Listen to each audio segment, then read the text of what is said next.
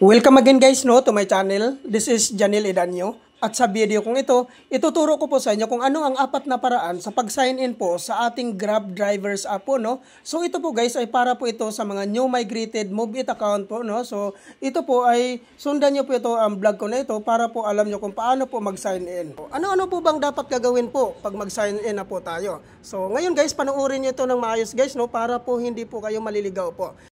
Meron po tayong 4 na paraan po guys ng pag-sign in po dito guys, no. Kaya po panoorin nyo po ito ng maigi para po maunawaan nyo po ito ng husto. Ang number 1 po dito guys, which is yung for Move It riders only, use Move It email to sign in. So ayan po guys, no, maliwanag po yan.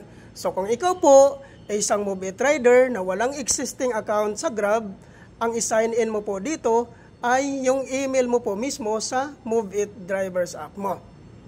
Ayan po, no? Then proceed tayo sa number 2. For Move It with active Grab accounts, use Grab email to sign in. So ayan po guys, no?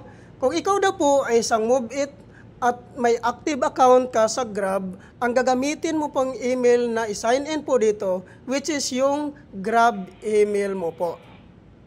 Ayan po guys, no? Proceed po tayo sa number 3. For Move It with inactive Grab account, use Move It email to sign in.